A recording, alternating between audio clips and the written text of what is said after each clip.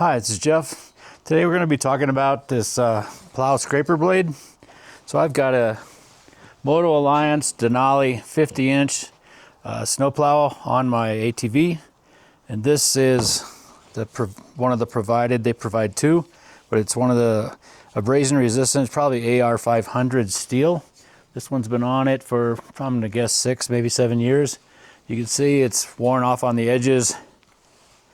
And the first one that was on it is now up here. It's holding the rubber strip. You can see how it's worn at the edges as well. And so I could have bought new ones of these, but instead I went to a great place not far away from Boulder called Colorado Plastics. And Colorado Plastics sells lots of different types of things. This happens to be what they call ultra high weight molecular polyethylene. And it happens to be a product that goes by the product name of IPX 200. So this was a remnant. Happened to be 8 feet long, 6 feet wide. And if you look at 1 inch thick, IPX 2000 comes in this burgundy color only. It's very abrasion resistant, replaces metal. This was a scrap from some mine of some sort in New Mexico. And I had them cut it into a couple of 50-inch by 3-inch wide strips. I drilled the holes in them, matching up the holes from the metal blade to the other blade. But this stuff is super solid. You can see I've mounted it on the plow, so I have a nice square edge. It's extremely abrasion resistant as well as slippery. So people use it for gears, whatever. In the mine, they use it in a blast furnace / dump zone. It protects the metal way better than other metal. So I'm really excited to use it, try it out. But it's nice on a gravel driveway. It won't pick up the gravel as much, but it'll still pick up snow. It won't stick in ice as well because it's slick, it's hard, but I have a spare one. So effectively, this piece gives me 2 edges at less than $10 per side. This gives me 1 edge at about 60, 70, 80 bucks with shipping per side. So, you know, much better deal.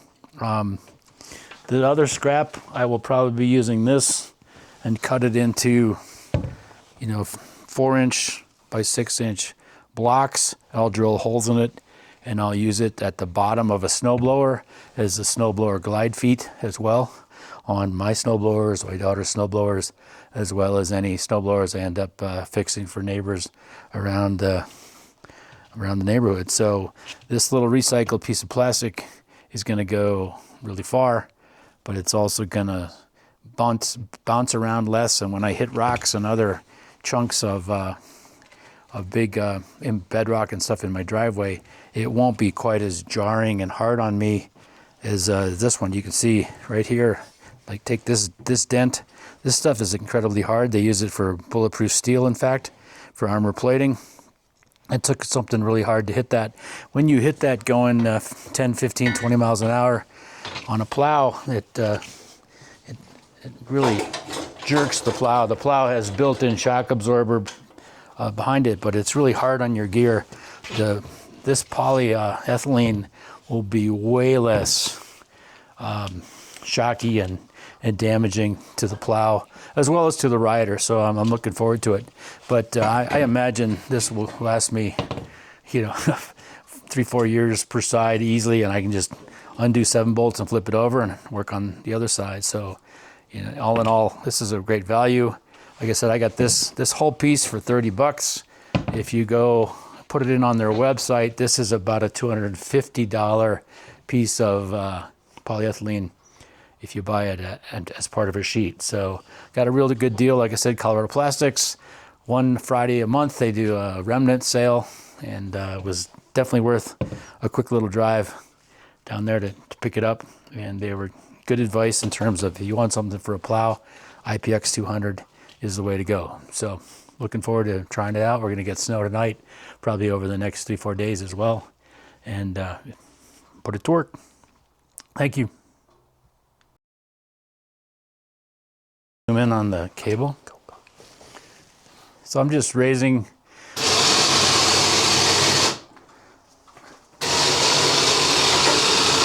and lowering the plow. You see my winch cable comes out, goes down around a pulley, and comes back up and clipped. By doing that, I actually slow the raising and lowering by half. It is a lot less stress, and it gives me much easier control. So when I raise it up,